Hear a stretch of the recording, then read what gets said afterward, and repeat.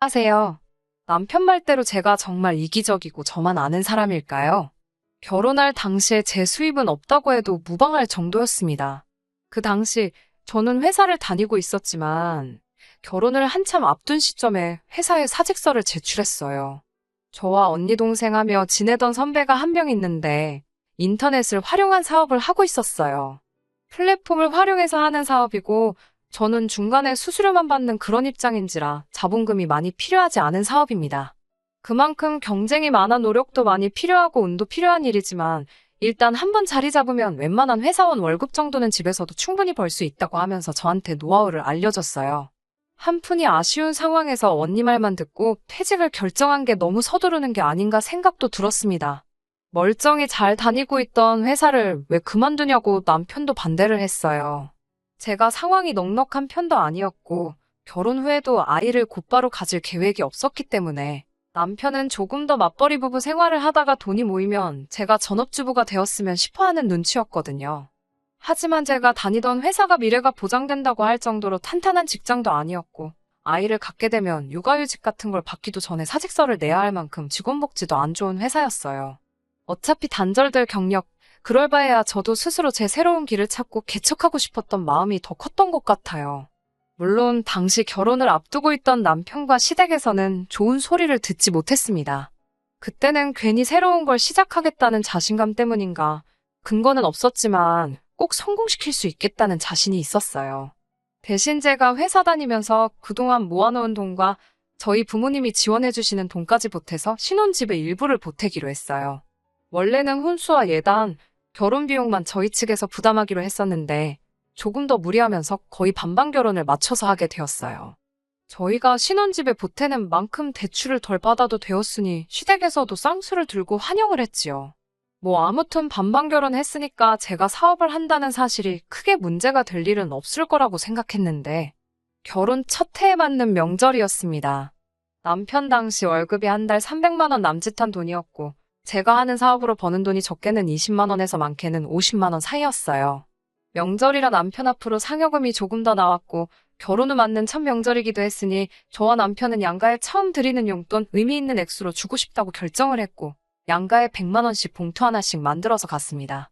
100만 원이 뭐가 많냐고 하실 분들도 계시겠지만 당시 상황에서 저희는 아주 큰맘 먹고 준비한 금액이었습니다.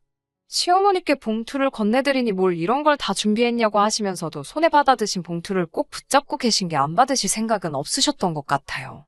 용돈 받으시면서 이런저런 덕담도 오고 가고 그러다가 시어머니께서 제 사업이 어떻게 되고 있는지 물어오셨습니다. 아직 한 달에 몇십만 원 버는 게 고작이지만 이제 슬슬 자리를 잡아가고 있는 와중인 것 같다. 곧 좋은 결과가 있을 것 같다고 대답을 했어요. 시어머니께서는 썩 좋지 않아 보이는 표정으로 시큰둥하게 그러냐 하고 마셨어요. 그러다 갑자기 친정에는 용돈을 얼마나 준비했느냐 물어보시더라고요. 매번 이만큼씩 준비는 못하겠지만 그래도 첫 명절이고 해서 같은 액수로 만들었다고 대답했더니 그게 무슨 말도 안 되는 소리냐고 화를 내시네요. 당시 재벌이가 불안정한 데다가 얼마 되지도 않는 상황에 따지고 보면 남편이 외벌이 독박을 쓰고 있는 거나 마찬가지인 거 아니냐고. 그런데 그걸 친정하고 시댁하고 똑같이 하려고 하면 어떡하냐고 하면서 친정에 주려던 봉투는 자기한테 달라고 하셨어요. 친정에는 제가 돈 벌어올 때까지 돈 한 푼 빼돌릴 생각하지 말라고 하시면서요. 남편은 첫 명절이고 하니까 드리는 거라고 시어머니를 말렸어요. 참 고맙더라고요. 그 와중에 제 편을 들어주는 모습이 말이에요. 시댁에서 폭풍 같은 한때를 보내고 친정으로 출발하는 차 아니었습니다. 운전하는 옆모습이 그날따라 믿음직해 보여서 고맙다고 말을 했어요. 그런데 뭐가 고맙냐는 듯이 대답을 하더군요. 우리 엄마 말이 틀린 말한 게 아니라고 이번만큼은 첫 명절이니까 같은 금액으로 용돈을 하기는 했지만 다음부터는 친정하고 시댁에는 정확하게 구분지어 차등을 둘 거라고 못을 박더군요. 오히려 저보고 어떻게 친정하고 시댁에 똑같이 하려는 그런 생각을 가지고 있었다는 게 어이가 없다는 듯이 말을 해왔습니다. 그런 부분까지는 저와 상의가 된 적도 없고 비슷한 이야기 나눈 적도 없었기 때문에 그 대답이 사실 어이가 없었습니다. 평소에도 친정에 제가 뭐라도 하나 해주면 지가 번 돈을 제가 함부로 쓴다고 생각했을 텐데 라는 생각을 하니 더 화가 나더라고요. 제가 당시에 벌이가 남편에 비해서 보잘것없던 건 사실이었습니다. 하지만 그건 결혼 전에 안 해도 문제가 없었던 신혼집 비용을 제 쪽에서 보태게 되면서 제가 회사를 그만두고 사업을 시작할 수 있게 합의를 한 부분이지, 아무리 제가 사업을 준비하며 벌어오는 돈이 적다고 한들 서로 합의가 끝난 부분인데 이런 식으로 후려치기를 당해야 할 부분도 아니었습니다. 물론 준비한 용돈 그대로 친정에 드릴 수 있게 이유를 설명해 준 건 고마운 일이지만, 그렇게 딱 잘라서 내가 번 돈이 얼마, 네가 번 돈은 얼마 따지면서 누가 더 벌고 덜 번 만큼 양가 부모님께 하는 효도의 차등을 두어야 하는 게 맞다고 말하는 모습은 상상도 못했거든요. 저도 치사하기는 하지만 결혼할 때 신혼집 비용 마련하면서 제가 더 부담한 부분 이야기를 꺼냈어요. 남편은 그렇게 한 건 제가 사업하는 걸 허락받기 위함으로 비용을 보탠 부분이지 않냐고, 그건 별개의 이야기로 계산을 하더라고요. 여전히 저희는 결혼 비용을 반반 부담한 거고 자기가 버는 돈만 가지고 양가에 똑같이 사용할 수는 없다고 딱 잘라 말했습니다. 우리는 반반 결혼을 했으니 각자가 가계에 기여한 만큼 차등을 두는 것이 반반 결혼의 진짜 의미와 맞는 거라 하면서요. 남편 말이 계산상으로는 틀린 부분은 없었지요. 하지만 그렇게 누가 돈을 얼마를 더 벌고 돈을 더 번 만큼 벌어온 사람 부모님께 각자 더 많은 효도를 할 수 있다는 규칙이 있다면 남편과 저의 관계는 부부라기보다는 룸메이트에 더 가까운 것 아닌가요? 가게에 기여한 만큼 차등을 둔다는 말도 그래요. 저는 집에서 일을 하는 만큼 반은 전업주부라고 생각하고 집안일 한번 게을리한 적도 없어요. 남편은 집에 오면 집안일도 하나도 안 합니다. 양말이라도 제대로 뒤집어 놓지 않고 벗어준 날이면 그날은 집안일 좀 도와줬구나 싶을 정도로 집에서 집안일 도와주는 게 하나도 없어요. 그나마 음식물 쓰레기나 분리수거 정도는 도와주는데 그거 하나 하면 아주 힘든 일 했다고 집에서 손도 꼼짝 안 하고 물도 자기 손으로 떠마시지도 못해요. 제 사업이 잘 안 된다고 할지라도 제가 놀고 있는 게 아니고 제가 해야 할 일들도 빠짐없이 다 하고 있지만 남편은 당장 통장에 찍히는 돈으로만 이야기를 하고 싶어 하더라고요. 통장에 찍히는 돈만 가지고 본다면 제가 불리한 게 뻔하잖아요. 아마 남편은 제가 사업을 하면서 계속 허우적대기를 속으로 바랬을 거예요. 제가 돈을 더 못 버는 만큼 자기는 당당하게 제가 보는 앞에서 시댁에 더 잘할 수 있고 제가 돈을 더 못 번다는 이유로 저를 깎아내릴 수 있을 테니까요. 그나마 제가 한 달에 벌이가 아예 없었던 건 아니기 때문에 제가 버는 얼마 안 되는 돈에서 제 개인적인 용돈과 친정 부모님께 드리는 돈으로 사용할 수 있었습니다. 저는 그날 이후로 더욱 더 일을 갈며 제 사업에 열중을 하게 되었습니다. 제 노력이 통한 건지 남편의 바램과는 다르게 시간이 흐를수록 제 사업이 조금씩 상승세를 타기 시작했어요. 한 달에 벌어오는 돈이 고정적으로 안정적인 상황이 되었고 조금씩 불어나는 수입 덕분에 한 달에 돈 1,000만 원을 벌게 된 달도 있습니다. 고생해서 이룩한 성공인인 만큼 이 기쁜 사실을 전해주고 싶었어요. 단지 수입의 안정권에 이르렀을 때는 남편이 제게 보였던 태도 때문에 제 수입을 공개하기가 꺼려지긴 했지만요. 결혼 6년간 생활해오면서 제가 벌이가 없더라도 비록 버는 돈 가지고 처가 차별하면서 더럽고 치사하게 군 남편일지라도 그 6년이라는 기간 동안 저에게 포기하란 말 한마디 한 적이 없었기 때문에 제가 이 사업을 하는 걸 믿어준 것 하나만 보고 이 돈이 저 혼자 번 돈이 아니라고 생각하려고 했습니다. 제가 사업으로 벌어오는 돈이 한 달에 300에서 1,000만 원, 많다면 많은 돈이지만 저는 한 달에 그 정도 돈 우습게 버는 사람들을 몇 명 만나본지라 이게 인생대역전이라고 할 만큼 큰 돈이 아니라는 것도 알고 있습니다. 하지만 제 벌이를 알게 된 남편에게는 남편 그릇에 차고도 넘칠 만큼의 돈이었나 봅니다. 남편은 조금씩 변하기 시작했어요. 제가 버는 돈이 마치 자기가 번 돈인 것 마냥 펑펑 쓰기 시작했어요. 저 몰래 외제차를 리스로 계약해 오지 않나, 몇백만 원짜리 시계를 사달라지 않나, 이런 식으로요.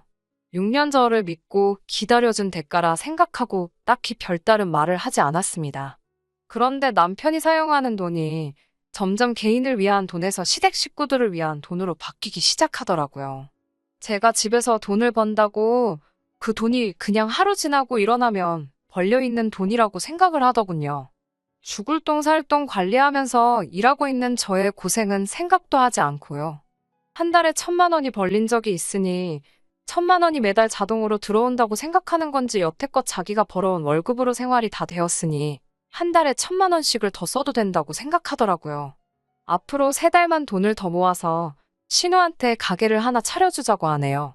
결혼한 신우가 집에서 전업주부를 한다고 시댁에서 아주 무시를 당한다나 뭐라나 하면서 사람이 무시를 안 당하려면 역시 돈을 벌어야 돼 라는 말을 하더라고요. 저 들으라고 한 말이라고 하기에는 너무나도 생각이 없는 발언이었습니다. 그때쯤부터 저도 남편의 과소비에 한마디 해야겠다 싶던 참이어서 참지 않고 말을 꺼냈어요. 앞으로는 남편이 주는 생활비만큼만 저도 제가 번 돈에서 제하고 나머지 돈은 제가 직접 관리하겠다고요. 남편은 그게 무슨 소리냐고 하더라고요. 결혼한 사이끼리 지금 네 돈 내 돈 따지고 있느냐고요. 저야말로 어이가 없더라고요. 여태껏 제가 사업 준비하면서 자기가 번 돈으로 친정에 돈 빼돌릴 생각하지 말라며 시댁에만 올인한 게 누군데 말이지요.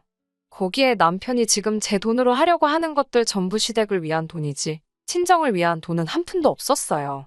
남편처럼 치사한 사람이 되지 말자고 다짐했지만 저는 남편에게 같은 맥락의 이야기를 꺼낼 수밖에 없었습니다.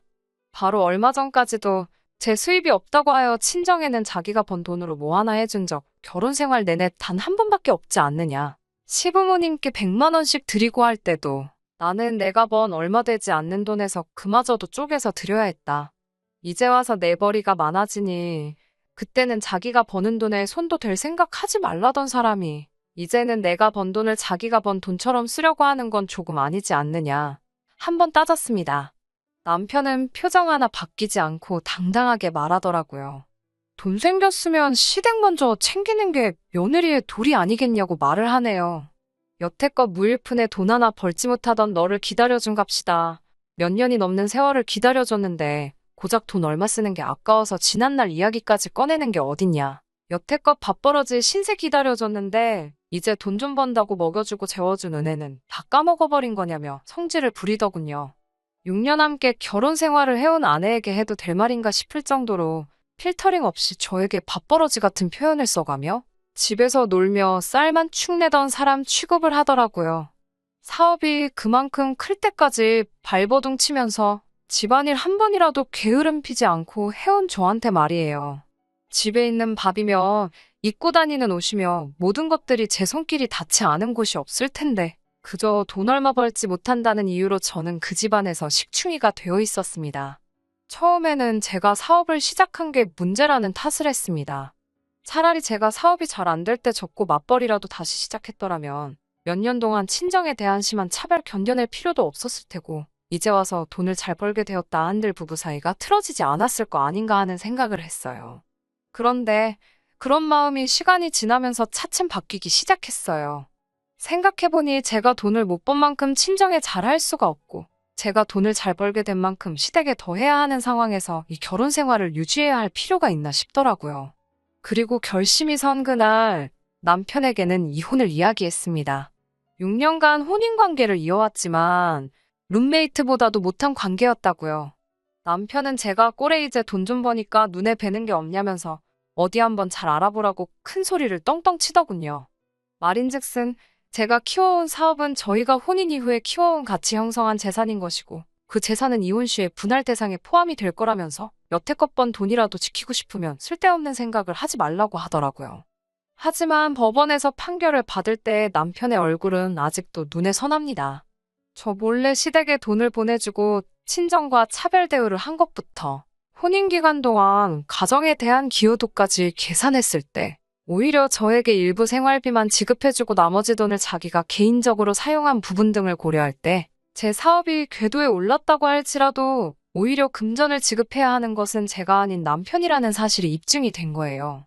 저는 사업이 번창한 이후에도 지속적으로 제가 번 돈이 시댁 쪽으로 흘러들어간 정황이 그대로 통장에 남아있고 제가 돈을 벌고 마음이 변해 다른 사람을 만나고 있었다고 주장하던 남편은 법원에서 설득력을 잃어갔습니다. 결국 남편은 반반이 들어간 아파트 시세의 절반을 저에게 지급하는 조건으로 조정이사를 보내왔고 그 외에 재산 분할은 전혀 해주지 않는 조건으로 합의를 해서 이혼이 마무리되었습니다. 이혼이 마무리된 지금도 저는 아직도 사실은 제가 벌고 있는 그 돈이 저 혼자 만든 돈이라고 생각하지 않아요. 하지만 남편이 좀 더 마음 씀씀이를 너그럽게 해줬다면 그 돈이 친정이 되었든 시댁이 되었든 정말 필요하고 쓸모있는 곳에 쓰이지 않았을까 하는 생각이 드네요. 6년간의 결혼 생활을 청산하고 나니 후련하기도 하지만 한편으로는 아직도 찝찝한 기분이 남아있네요. 기다려준 만큼 저도 잘하고 싶었지만 남편과 시댁 식구들의 끝없는 욕심에 결국 그들은 자멸하게 되었네요. 설령 제가 돈을 벌지 않고 아이를 갖고 전업주부가 되는 길을 택했다고 한들 그 사람들이 저를 대하는 태도가 바뀌지 않았을 것이라는 마음을 가지고 저도 더 이상 그 집구석에 미련 갖지 않고 제게 주어진 새로운 인생을 살아보려고 합니다. 긴 사연 여기까지 들어주시느라 전부 고생하셨습니다. 감사합니다.